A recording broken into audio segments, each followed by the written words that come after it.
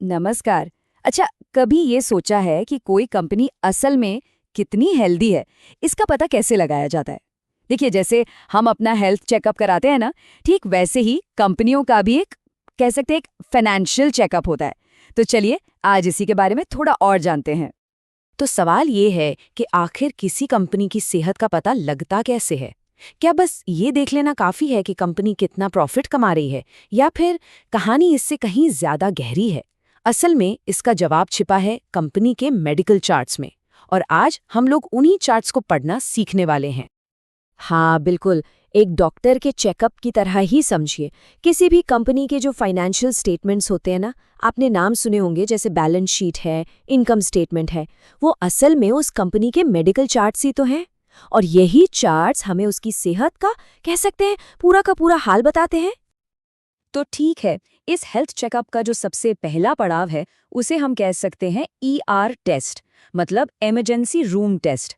यहाँ हम कंपनी की लिक्विडिटी की जांच करते हैं, यानी उसकी तत्काल एकदम शॉर्ट टर्म सेहत कैसी है ये देखते हैं।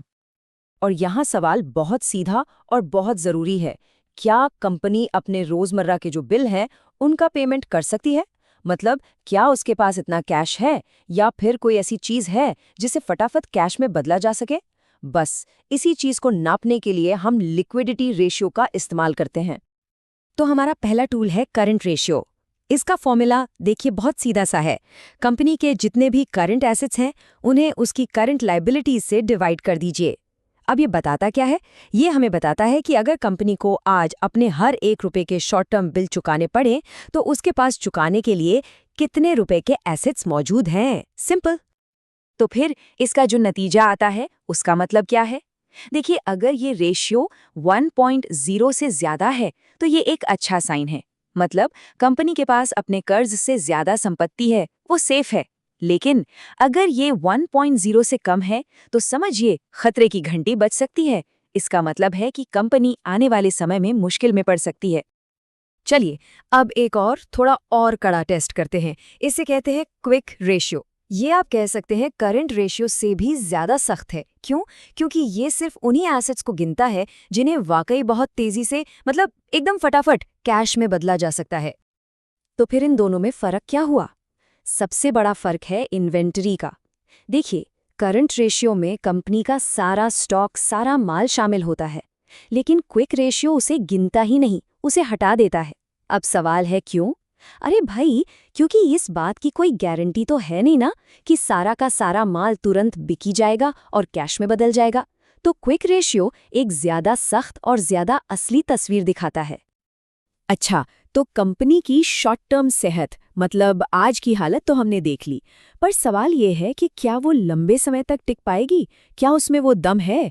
इसके लिए हमें करना होगा एक स्ट्रेस टेस्ट। यहाँ हम कंपनी की लॉन्ग टर्म सॉल्वेंसी, यानी उसके टिके रहने की जो क्षमता है, उसे परखेंगे। मतलब यहाँ हम ये जानने की कोशिश करते हैं कि कंपनी की नींव कितनी मजबूत है। क्या वो भविष्य में आने वाले उतार चढ़ाव, जो तूफान आते हैं बिजनेस में, उनका सामना कर सकती है, या फिर वो सिर्फ कर्ज के भारी बोझ तले दबी हुई है। और इसका पता लगाने का एक बहुत ही बेहतरीन टूल है डेट टू इक्विटी रेशियो। ये क्या करता है? ये कंपनी के कुल कर्ज की तुलना शेयर होल्डर्स के पैसे से करता है, जिसे हम इक्विटी कहते हैं। इससे एक सीधी सी बात पता चलती है, कंपनी बाहर के पैसे पर ज्यादा चल रही है या अपने पैसे पर। तो ये रेशियो हमें बताता है कि कंपनी अपने कामकाज के लिए बाहरी कर्ज पर कितनी निर्भर है और अपने फंड्स पर कितनी।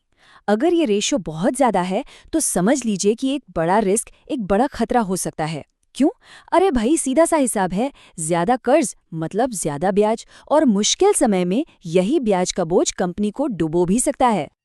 चलिए अब आगे बढ़ते हैं कंपनी की ऑपरेशनल फिटनेस की तरफ। इसे हम कह सकते हैं एफिशिएंसी टेस्ट। यहाँ हम ये देखते हैं कि कंपनी अपने पास जो भी संसाधन हैं, जो भी रिसोर्सेज हैं, उनका कितनी कुशलता से, कितने स्मार्ट तरीके से इस्तेमाल कर रही है। और यहाँ पर मूल सवाल ये है, क्या कंपनी अपने एसेट्स का, मतलब अपनी मशीनों का, अपनी बिल्डिंग्स का सही इस्तेमाल करके सेल्स जनरेट कर पा रही है, या फिर ये सारे संसाधन बस यूं ही बेकार पड़े हैं? इस चीज को नापने के लिए हम टोटल एसेट टर्नओवर रेशियो का इस्तेमाल करते हैं। ये क्या करता है? ये कंपनी के टोटल रेवेन्यू की तुलना उसके टोटल एसेट से करता है। इसका सीधा सा मतलब ये है, कंपनी अपनी संपत्ति के हर एक रुपए से कितनी बिक्री कर पा रही है। तो ये रेशियो हमें क्या बताता है? देखिए, अगर ये रेशियो कम है तो इसका मतलब हो सकता है कि कंपनी की बहुत सारी पूंजी उसके एसेट्स में फंसी हुई है, उनका ठीक से इस्तेमाल नहीं हो रहा। और वहीं अगर ये रेशियो बहुत ज्यादा है तो इसका ये मतलब भी हो सकता है कि कंपनी के एसेट्स काफी पुराने हो चुके हैं और उन्हें बदलने की जरूरत है। तो यहाँ एक बैलेंस देखना जरूरी है। चलिए अब आते हैं इस चेकअप के आखिरी और शायद सबसे महत्वपूर्ण हिस्से पर, प्रॉफिटेबिलिटी, यानी कंपनी के दिल की धड़कन कैसी है। भाई आखिर में घूम फिरकर सबसे बड़ा सवाल तो यही है, क्या कंपनी असल में पैसा कमा रही है? सारे खर्चे निकालने के बाद क्या हाथ में कुछ बच भी रहा है? बस प्रॉफिटेबिलिटी रेशियो इसी एक सवाल का जवाब देते हैं। और यहाँ सबसे जरूरी रेशियोज में से एक है रिटर्न ऑन कॉमन इक्विटी, जिसे शॉर्ट में आरओई कहते हैं।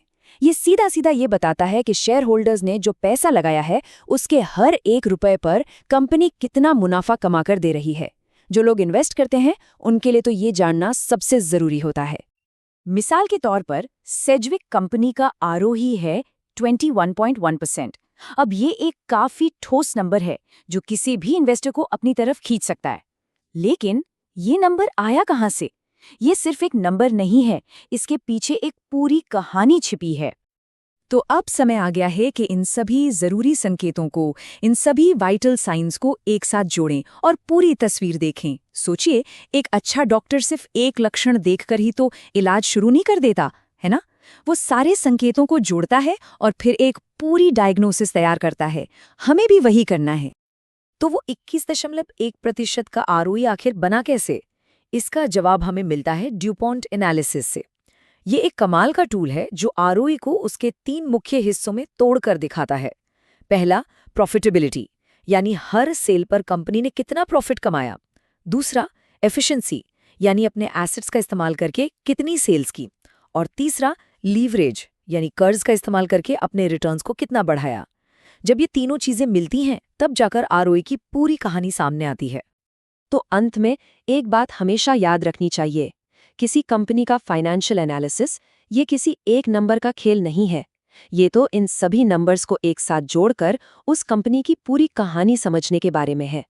हर एक पहलू दूसरे से जुड़ा हुआ है और जब सब जुड़ते हैं तभी असली तस्वीर सामने आती है। तो अब जब ये जरूरी संकेत मालूम हो गए हैं जिनसे किसी कंपनी की सेहत जांची जाती है, तो सोचने वाली बात यह है कि सबसे पहले किस कंपनी का फाइनेंशियल हेल्थ चेकअप किया जाए।